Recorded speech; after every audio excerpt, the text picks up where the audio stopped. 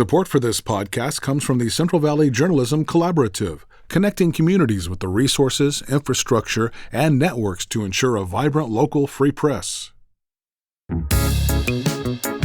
From KVPR in Fresno, this is Central Valley Daily. It's Thursday, May 21st. I'm Sarith Hawk.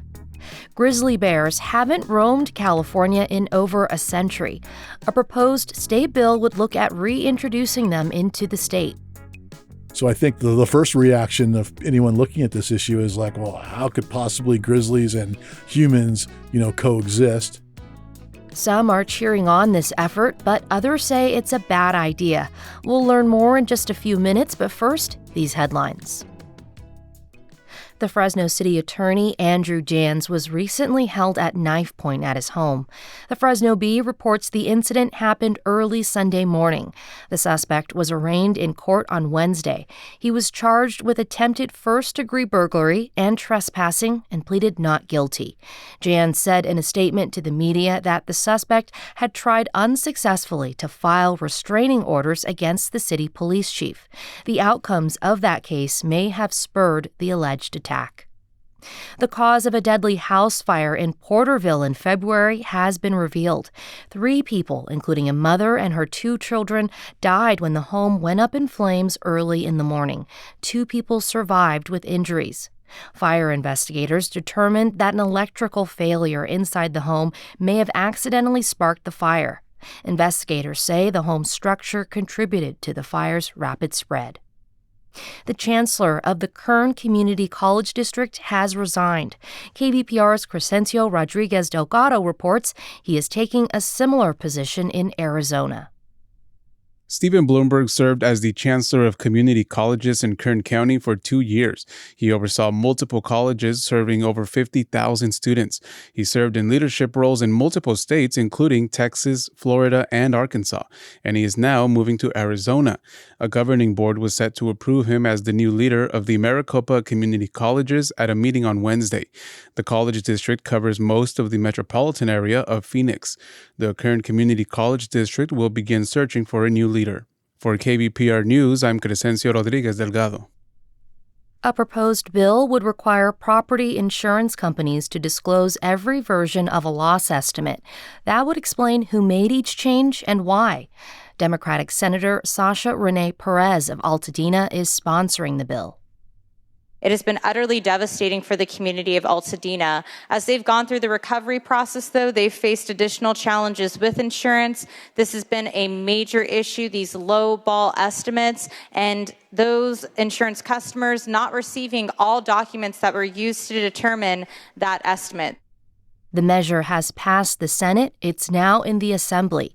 Opponents argue insurers are being scapegoated for broader systemic issues, such as climate change and overall cost of living crises. Workers at one of Planned Parenthood's largest affiliates have voted to form a union. More than 400 workers at clinics voted to form their union with SEIU's local 521 chapter.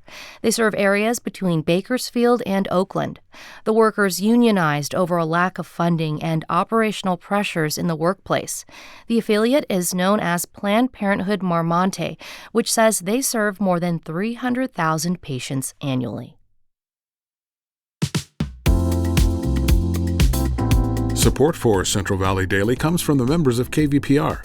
Join at $8 or more per month and access ad-free NPR podcasts through NPR Plus. Give now at kvpr.org/donate. And now to our main story. Long before the grizzly bear ever graced the California state flag, they roamed the ancestral lands of indigenous tribes across the state. For thousands of years, the Yurok tribe in the northwest part of the state and the Tejon Indian tribe in the Central Valley coexisted with grizzly bears, which hold deep spiritual meaning in their cultures. It's why those 2 tribes have co-sponsored a bill to help bring the bears back to California. But the idea of reintroducing this apex predator to the state has raised some complicated questions, especially since it's been more than 100 years since it was hunted out of existence in California. I spoke with independent journalist Marek Warszawski, who's been following the bill's progress.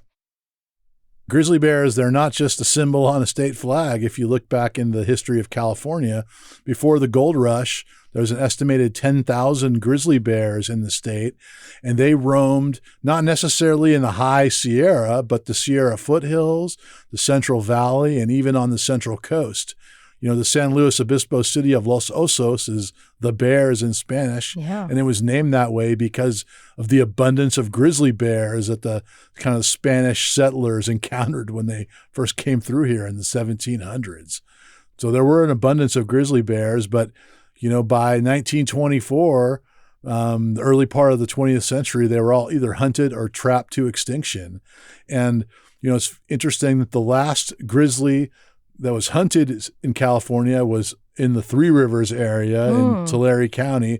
And the last confirmed grizzly sighting by some folks was, in Sequoia National Park when they were building the road to Morro Rock in 1924. So it's been, 100 years or so since we had any grizzly bears in California. Yeah, and the last of them in our area, apparently. So there is a new proposed state bill that could bring grizzly bears back into the state. Could you tell us about Senate Bill 1305? Who introduced it? Who's supporting it? Well, Senate Bill 1305 is introduced by State Senator Laura Richardson, who represents kind of central and southern Los Angeles. And it was also co-sponsored by two Native American tribes on kind of opposite ends of the state.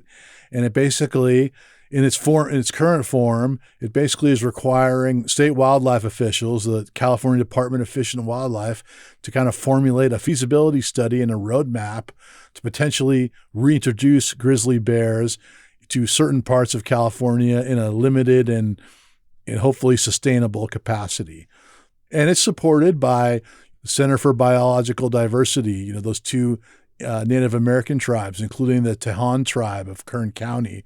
And, the California Grizzly, it was published, they basically undertook a report that was published in 2024, which was kind of the 100-year anniversary of the last grizzly bear sighting. Mm-hmm. And it's an interesting, 200-page report that basically concluded that there's no reason that we can't bring grizzly bears back, no biological or ecological reason. It's just whether we want to do it or not. And the authors of that report are going through those findings and then stating, why we should do it, I guess. So that's kind of the gist of the report. That's who's supporting it. You mentioned a couple groups, the Center for Biological Diversity, Fish and Wildlife. It's been over 100 years since we've had grizzly bears in the state, and a lot has changed since then with our climate, with our ecology. What are some of the concerns that are being raised about introducing them into our modern landscape now? Well, yeah, the biggest difference in California in 2026 versus, the 1920s or before is just the amount of people we have in the state. Our urban wildlife interface has grown significantly. We have cities in areas where the historical grizzly landscape was. Again, the grizzlies weren't historically in the high mountains. They were in the foothills in the Central Valley and, kind of combing our rivers and eating salmon from the San Joaquin. And, so those things don't exist anymore. We have cities of several 100,000 or several thousand people. And even in the foothills, we have a significant human population. And so those are, I guess that's the easy way to explain it, is that we're not the same state that we were 100 years ago. So I think that the first reaction of anyone looking at this issue is like, well, how could possibly grizzlies and humans, coexist? We humans do kind of coexist with black bears currently. There's, we could talk more about that, but there's significantly more black bears in the state than there were even 30, 40 years ago. And they're going to different areas that have never been seen also. And the number of kind of incidents, the black bears breaking into homes or trailers or garbage cans and things like that have escalated in recent years. And we even had the first human fatality from a black bear happened a couple of years ago in our recorded history. So it's kind of significant. And then just plopping down one more bear species who scientists say are more aggressive than black bears, grizzly bears are. There's a lot of questions over how that would go over. and not just aggressive toward humans, but aggressive potentially to livestock. And thus some of the most vocal opponents of this bill are kind of state ranching and livestock groups. Yeah, you actually talked to a Kern County rancher about this. What were the things that they were saying that they were concerned about? Yes, I spoke to a gentleman named Jack Lavers, who's a sixth-generation cattle rancher from a little hamlet called Glenville in kind of northern Kern County. And if you go back 6 generations, his ancestors were cattle ranching on the same land when there were grizzly bears in California. Wow. So that's how long his family has been there. And I guess the main concern is that California just recently reintroduced gray wolves to the state. Right. And if you, in Northern California, there have been well-publicized incidents of gray wolves predating on livestock. We also have a kind of an exploding population of mountain lions. Black bears aren't necessarily as big of a concern for these cattle ranching groups. It's more of just the return of gray wolves, the proliferation of mountain lions, and can we really, introduce another apex predator? And another thing that these groups point out is that California State and Wildlife, the state agency that would oversee grizzly bear reintroduction, by their own admission and their own documentation, they don't really have the funding or the staffing to effectively manage the predators that we have currently in the state. I see. So how are we going to stretch those dollars and those manpower staffing resources even further, expand those to grizzly bears? And they argue that the state is really in no position to do so. And the authors of the report, they determined that there are some potential areas where they would focus on reintroduction if that happens. That includes the state's northwest forests, the southern Sierra Nevada mountains, and the Los Padres National Forests. Do you know why they've picked out these locations? Well, I think they postulated that those 3 areas could support, a grizzly bear habitat, but it's important to point out that nothing has been set in stone or determined. Even if they decide to bring back grizzly bears, it doesn't mean that they'll be introduced to the Southern Sierra or the Northwest Forest or the Los Padres.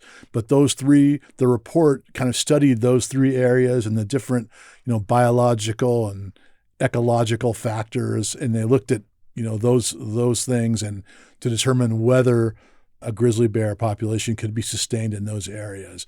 But that has yet to be determined, and there's no decision has been made. But I think it's a good bet that those areas will be closely looked at if this bill, gets signed into law. Yeah, it sounds like a lot of things are still up in the air. So where is the bill now in the legislative process? Well, the bill has passed 2 committee hearings, including just last week by the Senate Appropriations Committee, which is the committee that basically looks at the fiscal impact of legislation. So the next step there would be to get a full hearing before the full Senate. And then, of course, the Assembly would have to vote on it. And then it has to be signed into law by the governor, like all bills have. And to my knowledge, Governor Newsom has not taken a position on this bill. I would say that, even though it's passed 2 committee hearings, it's probably still a long shot for this to be signed into law, but certainly it has a little momentum on its side. Independent journalist Marek Warszawski, great to have you back in the studio. My pleasure, Sarith. Thanks for having me. And that's today's show. Today's episode was produced by Jonathan Linden and KVPR with support from the Central Valley Journalism Collaborative. I'm Sarith Hawk. Find the latest local news anytime at kvpr.org.